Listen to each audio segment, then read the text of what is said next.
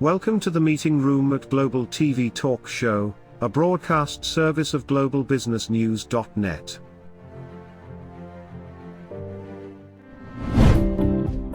This episode from the meeting room of Global TV Talk Show is brought to you by The Bridge School, the accredited international online private school of choice, at bridgek12.org. Porch Light Rental and Destination Services. Reduce your renter lump sum or managed relocation costs.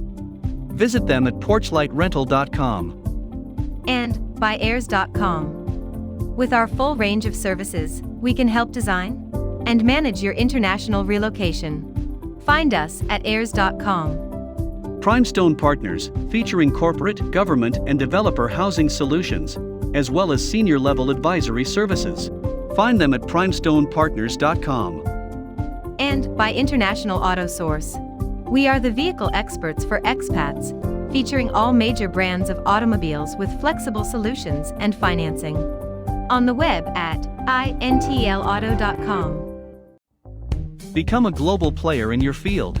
Cross Culture to Go provides virtual support for your global business and career success. We can help you thrive in 140 plus countries and markets.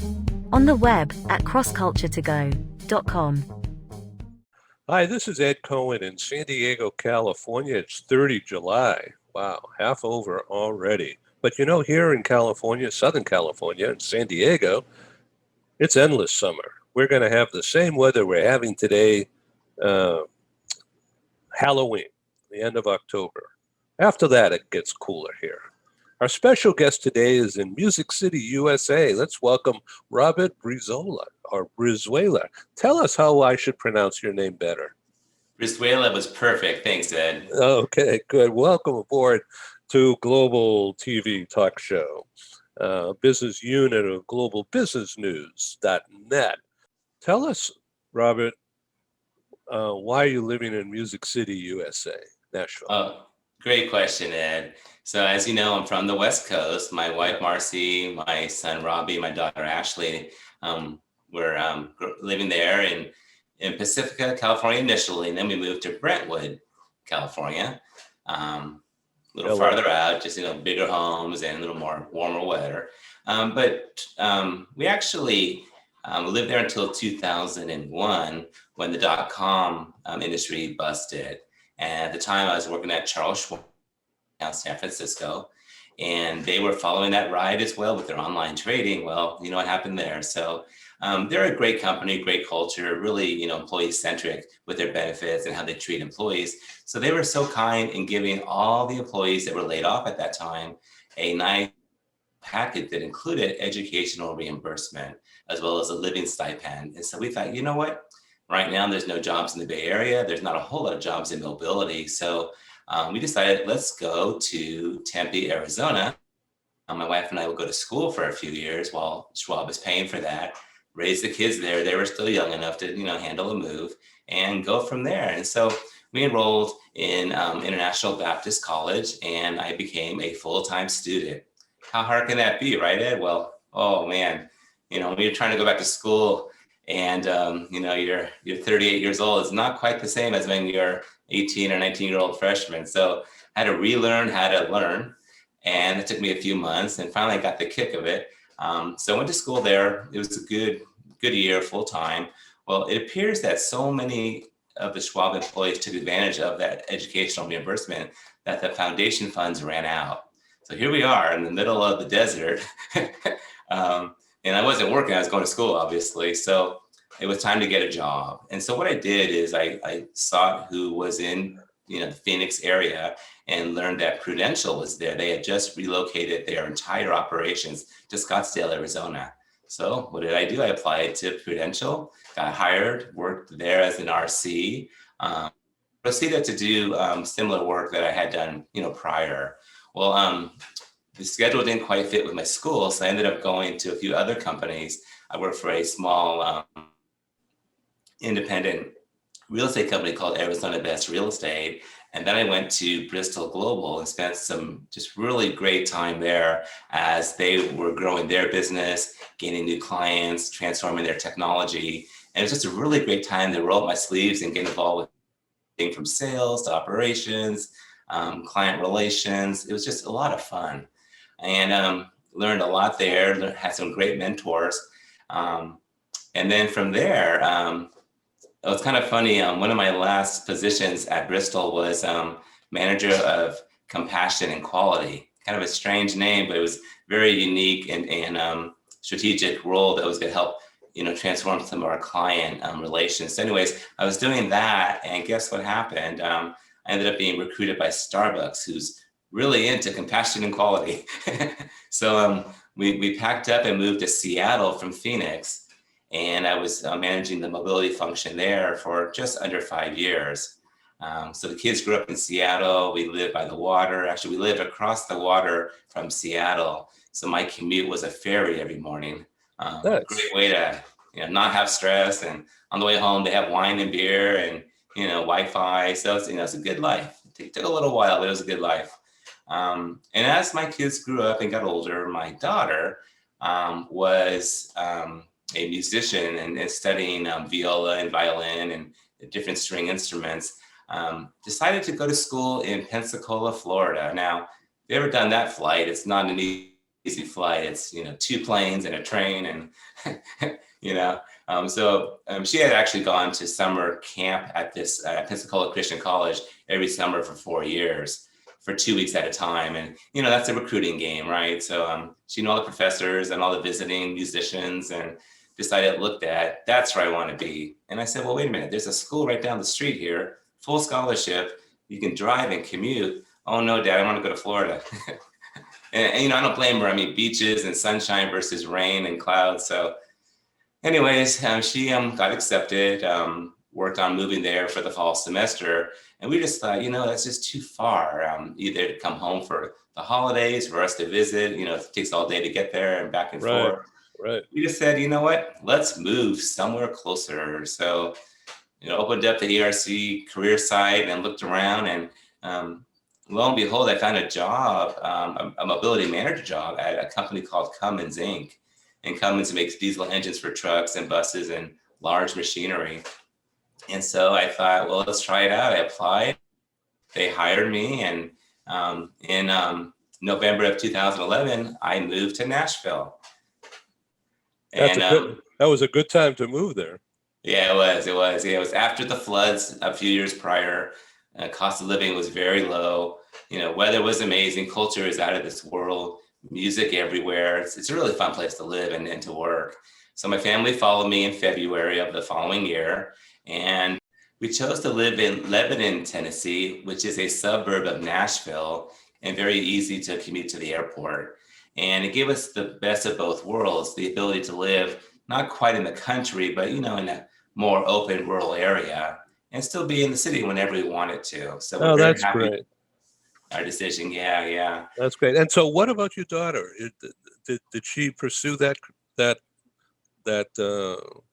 music thing in Pensacola? She did. So she ended up being accepted. She went to school there for 4 years, majored in viola performance. Chose to stay on afterwards and do her master's in viola performance. And so she was there actually for 6 years, which was really nice because we were able to go down there 3-4 times a year to visit, hit the beaches, get seafood, and just enjoy the sun and the beach and all. How long a drive is that from Nashville to Pensacola?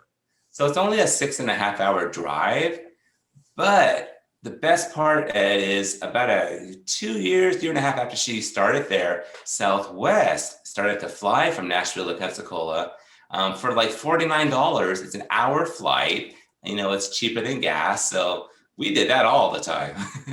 Yeah, well, isn't that great? I love Southwest too. So let me find out now about your current position. Oh, yeah. So I had worked at,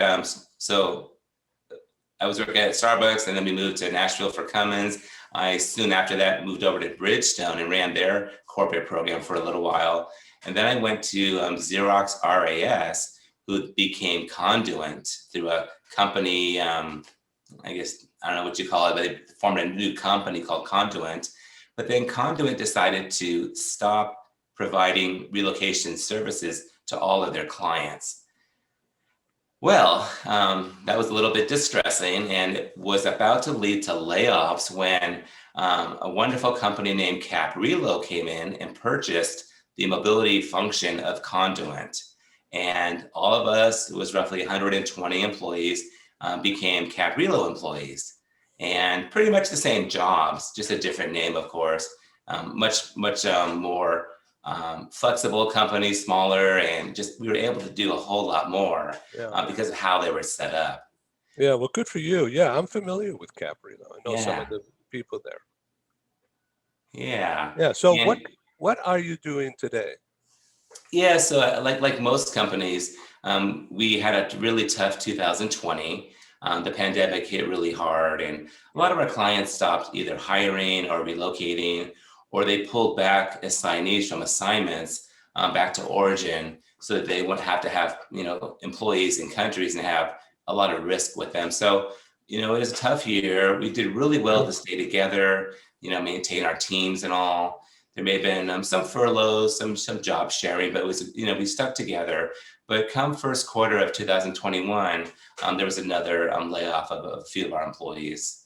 And so since January, I have not been working for a company in mobility. But I have to tell you, the pandemic and just the whole business slowdown actually was a blessing in disguise. In fact, I have not been busier since I left there. And mainly because there's just a lot of companies, whether they're service providers or corporations, that maybe they're not moving a lot of people, but the complexity of what they're doing with hybrid assignments or remote work, in-office work, however they're trying to set that up, it's creating a lot of work and need for consultation from companies like RMCs. So I've just been keeping my network open and helping whoever needs something, corporate side, RMCs, household good providers, DSPs, credit companies, mortgage companies, realtors. It's just a lot of fun. And there's just a lot of collaboration happening, new partnerships. But what's even better, Ed, is it's like really great timing because right now there's a lot of what we're calling industry disruptors entering the industry. And these are companies that may have employees that don't know much about mobility or relocation, but are ready to change the world, whether it's with technology or new programs or a different kind of flexibility. And they're partnering with other companies, with corporate clients, of course, but also RMCs. And you'll often find just strange or different partnerships that you would not have seen a year or two ago. And Isn't that's that just so interesting? refreshing. Yeah, isn't that interesting? So, in Yeah. what ways has your particular consultancy functions been impacted by technology? And what kind of technology would you like to discuss with me now? Yeah, sure. So the most basic one is what we're doing right now. We're having a video conversation. It's live. I can hear you, you can hear me. I can throw in music if I want, or video, or show you my PowerPoint. And that's pretty basic. Everyone does that every day. Yeah. But beyond that, we can reach anyone in the world at any time, which is great. Technology, if you think about it, 20 years ago, there was maybe one type of computer system that RMCs utilize. Now there's so many. There's some common ones or popular ones, but there's even a bunch more that all of us don't even know about, and they're all entering the market.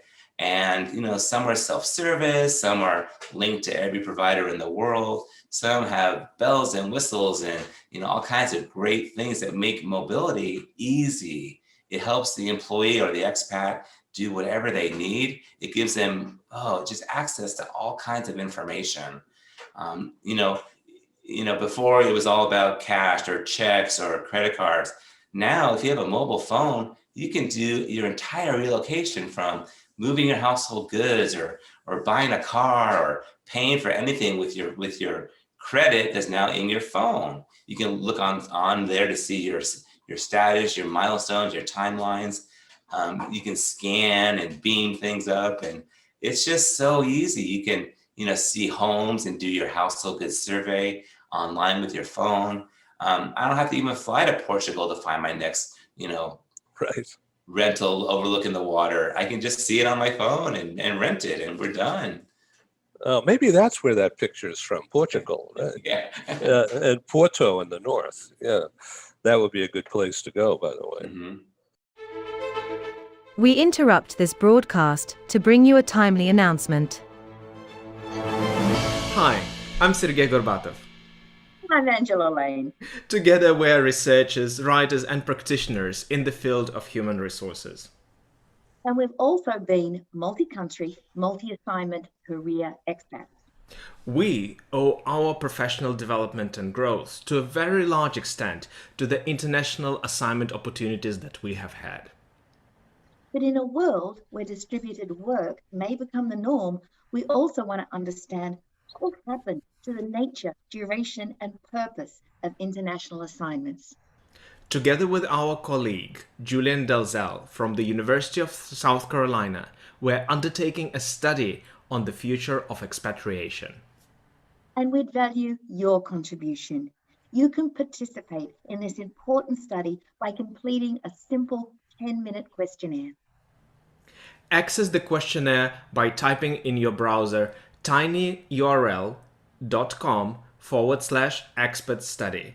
That's tinyurl.com/expert study. You can also find the link here on Ed's website next to this video. Thank you for joining us in this study. In return for your contribution, we'll provide you with a copy of our research.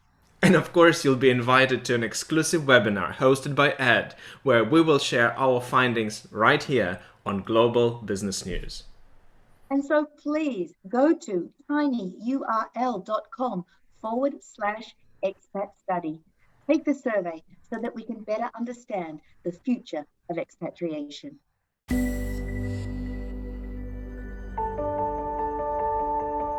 Something that's really neat is that the Bridge School partners with various organizations to provide learning for their students. For example, we partner with a major ballet company, and we are able to enroll several of their students into our school. So now not only is the student able to participate in a school and have a seamless transition while they're very active in their ballet career, but now they have other dancers that are with them that are doing some of the same courses. So it's almost becoming a camaraderie where they're taking similar courses, they're working together on their ballet, and really being able to form this great partnership with these organizations to provide a needed service. A lot of times there are student athletes who will spend hours and hours at the gym or at the basketball courts, wherever it is. And if they're attending a traditional school, they're in school from 8 to 3. They get a quick snack, and then they're at the gym for 3 to 4 hours in the evening.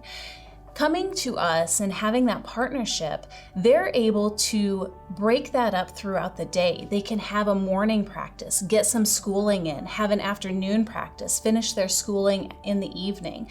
So there's that flexibility. And additionally, if there are tournaments or performances, it's fantastic because if there's a week where they have shows straight through, they can take that week off of learning and then pick back up when they're done. So it offers this great flexibility. And for the program owners of these sports leagues, it is a win-win situation for them because they see this need. They see this need that their students need to make sure that they are obtaining the grades necessary to be successful adults in our country and in other countries. But it provides them an environment where they can be successful at both.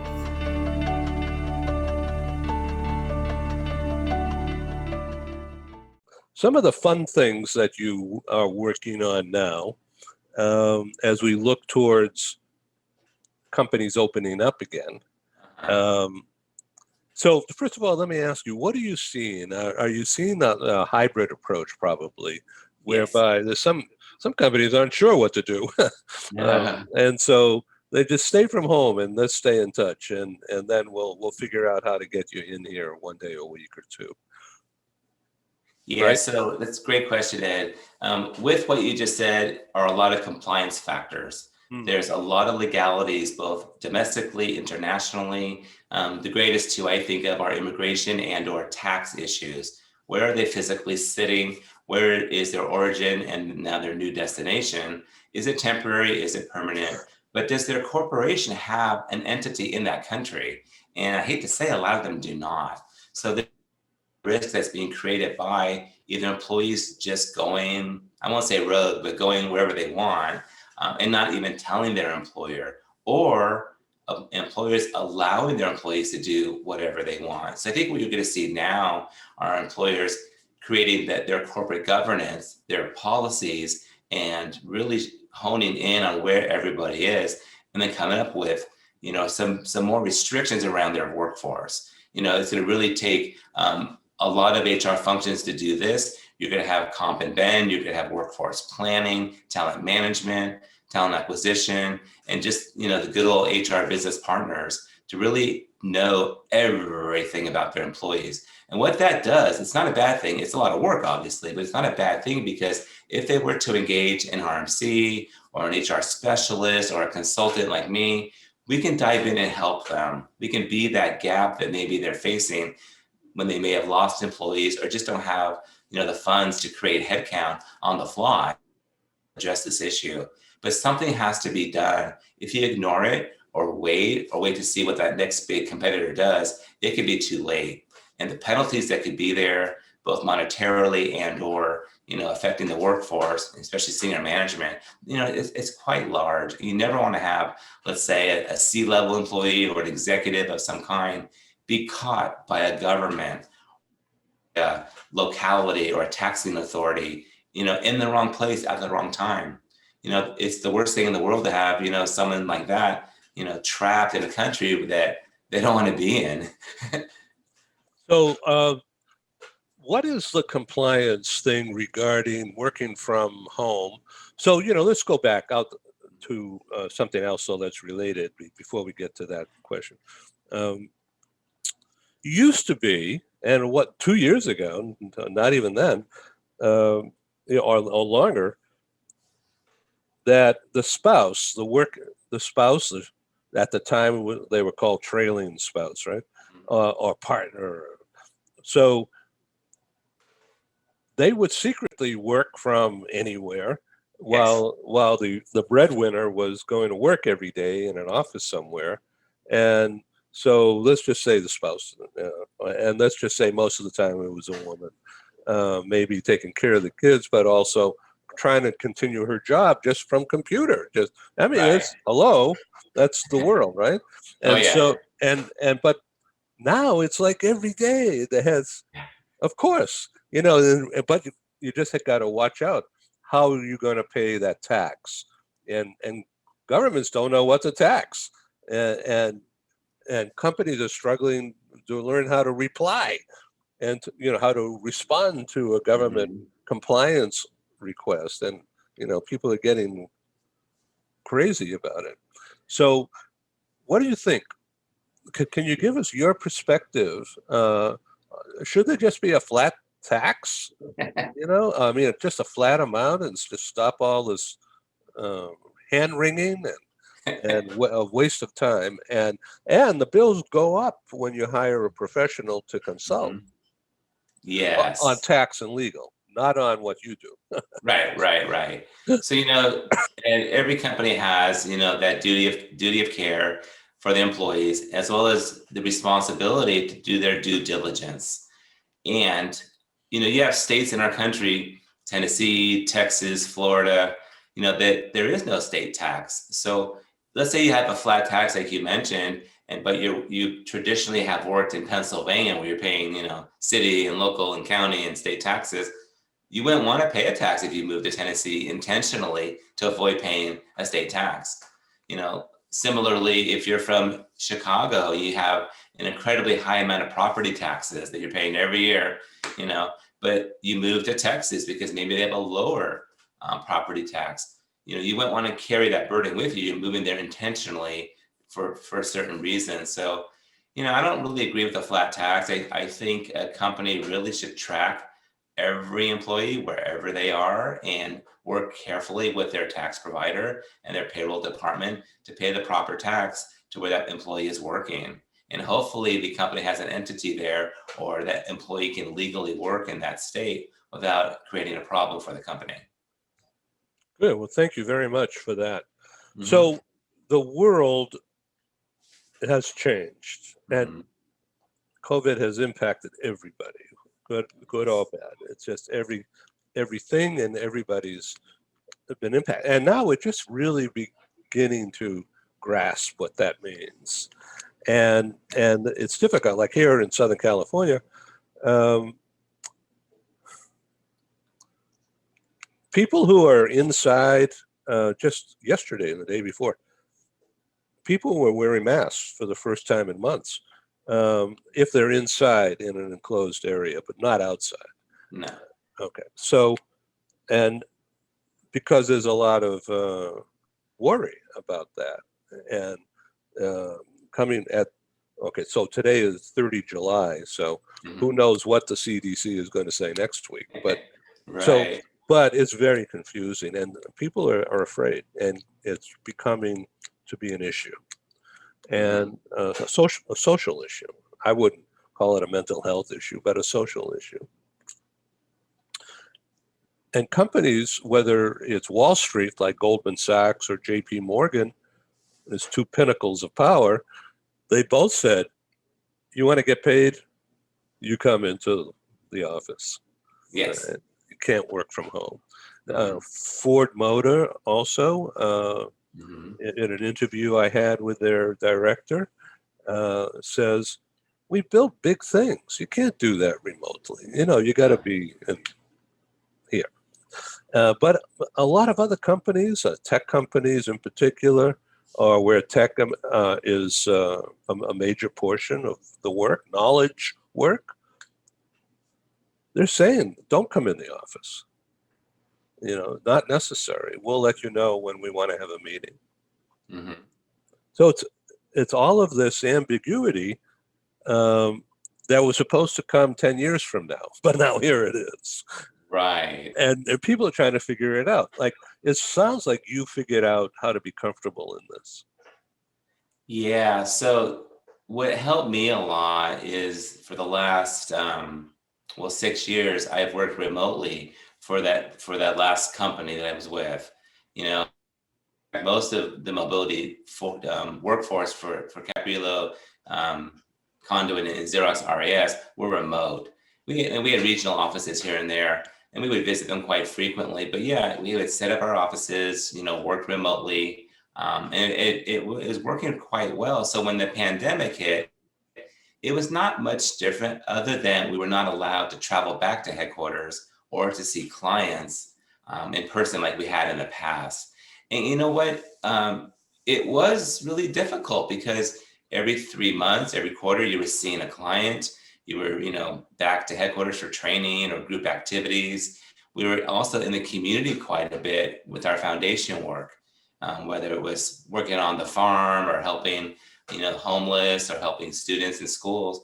And that all went away. So it did feel like a lot of what we look forward to or enjoy doing with our hands or just in person was taken away from us. Yeah. So, how's your daughter doing? Oh, well, thank you. Yeah, she's married now. Her and her husband Paul, it's Ashley and Paul Brown, and our new grandson Camden live up in Chicago. So we're up there all the time. My son Robbie is a student here at Cumberland University in Lebanon. So, he's had to face what it's like to go to college in a hybrid mode, one day in school and one day at home, and doing this Zoom thing as well. And, he didn't quite enjoy it as much. So you mentioned here that faith is important to you, and I second that emotion. So would you like to describe briefly? Yeah, sure. So I don't always know why I've lived in San Francisco, Seattle, Phoenix, and now Nashville.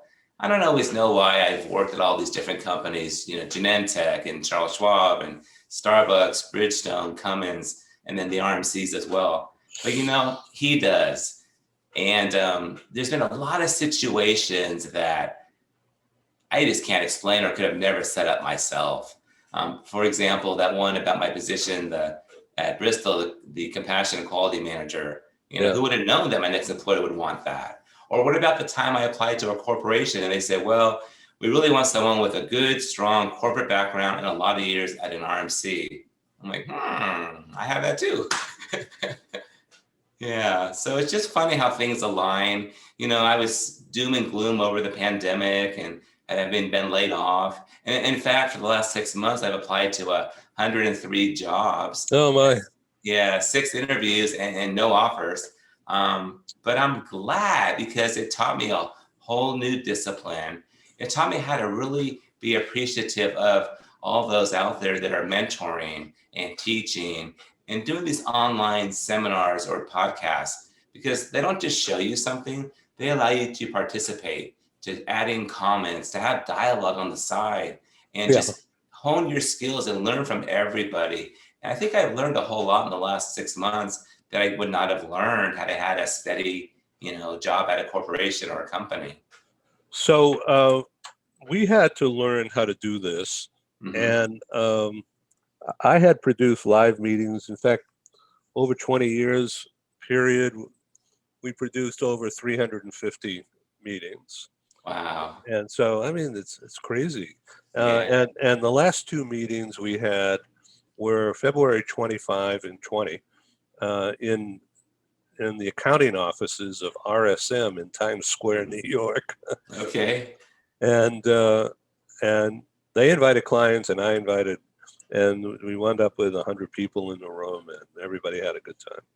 And nobody got sick that I know of. But and then 2 days later, by design, our last meeting was in Washington, D.C., and it was held in a very special place on Embassy Row. And the idea was to appeal to the International Diplomatic Corps, NGOs, as well as government and some companies. Right?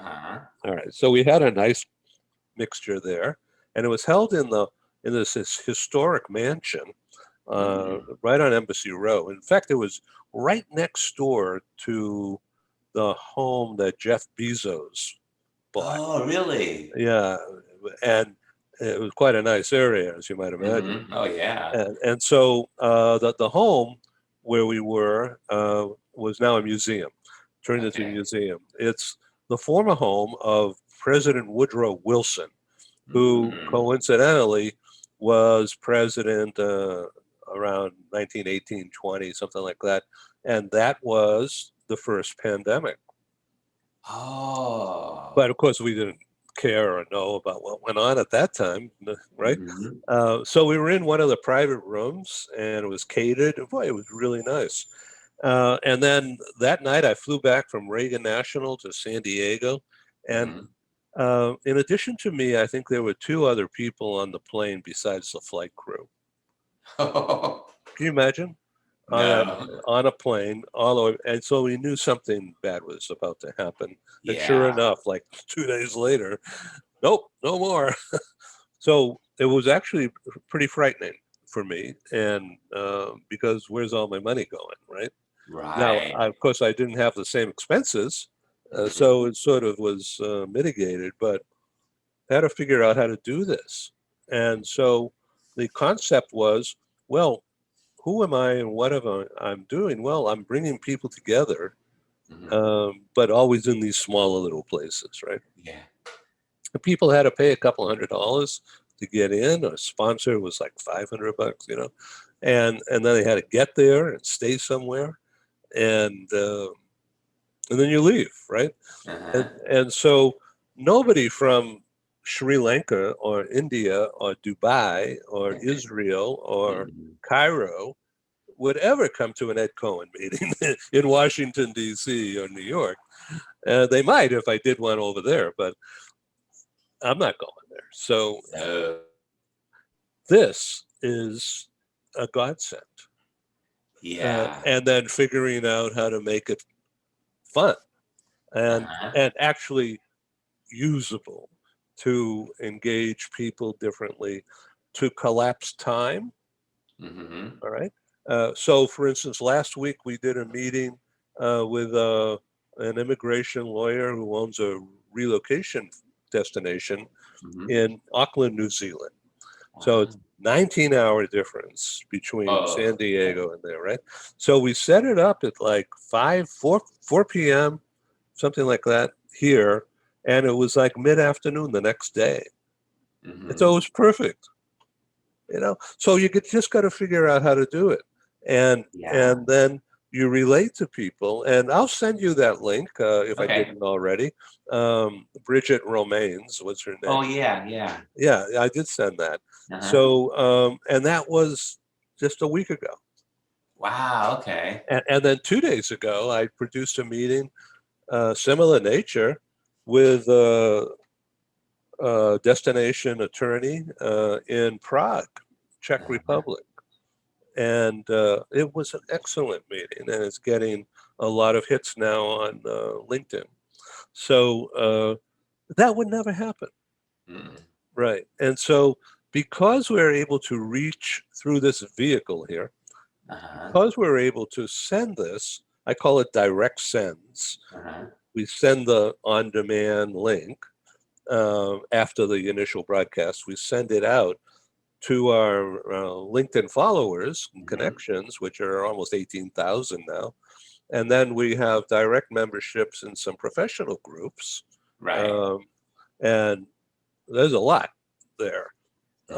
So we have C-suite people, we have CFOs, we've got HR people, we have bankers, attorneys, tax people, public relations vehicles, marketing, and then specific like temp housing or whatever, you know. Right. So all these people are going to be receiving that show, and I'm going to be introducing this guest that I interviewed, just like what you and I are doing now. Okay. And all these people are going to tune in at least for a minute, if not 20 minutes. And you may make a connection. Otherwise, you would never be able to do it as effectively, as efficiently as what this mechanism is allowing now. Yeah, great point, Ed. And what I found, so 2 years ago, if you asked me to sit through an hour-long Zoom call, I'd probably sit there for 23 minutes and I'm out of here. Yeah. Now, I'll sit here for 2 hours because I want to hear, I want to listen, it's different now. And the other thing is, I was talked about job searching and all that. One thing I learned is that you have to really be humble and willing to listen, because I always thought I had the best LinkedIn page and the best resume, and I'll get a job in 2 weeks and I'll be on my way. Well, that didn't happen to me. And we're pretty LinkedIn and connected within our industry. I know a lot of others that are either looking or really need to look as well. And it's a fiercely tough job market out there, and some of us get the roles and some don't. Some may get an interview and some don't. But what happened was I had a coworker at Starbucks. Her name is Angie Lindsay, and she's an executive recruiter and a career counselor. She owns a company called Lindsay Careers. And we talked one day just for fun. And, anyway, she said, well, let me see your LinkedIn page. I'm like, sure, you're going to love it.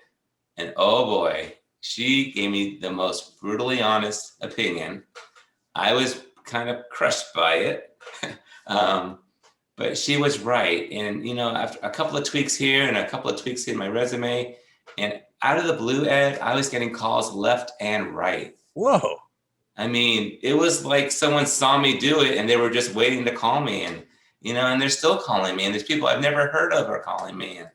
And what she said was, stop applying to 100 jobs that you probably don't even want. Go for that company, that career, that role, that location that really fits with your background, your experiences, your skills, and where you can stay for a long time. And that meant a lot, because that really is what we should be doing. We should be loving what we do, not just taking the first job we find and, get a paycheck because we need it. I get it. Well, this has been educational, and I think our audience is going to love watching this and learning Oh, from it. good. Yeah, no, it's great. Thanks, Ed. And I've gone to your events in person years ago and always enjoyed them. So thanks for Thank you. keeping on. Well, this is the magic of LinkedIn Mhm. and now this usage. So, how can people reach you the best way? Oh, yeah. So my LinkedIn works really well. That's a great way of doing it. My phone number and my email are on there as well. So feel free that way. Okay, And, really, yeah, anyone yeah, can call me. yeah. Spell your And last name slowly so people can find you easily. Okay, yeah. So the last name is B as in boy, Rizuela. Brizuela. Yes. Okay, that's great. Thanks for being my guest.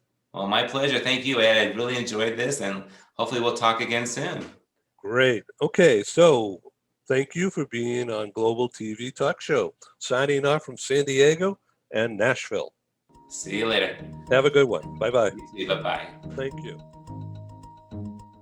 Thank you for joining us in the meeting room at Global TV Talk Show. Have a wonderful day, and stay safe.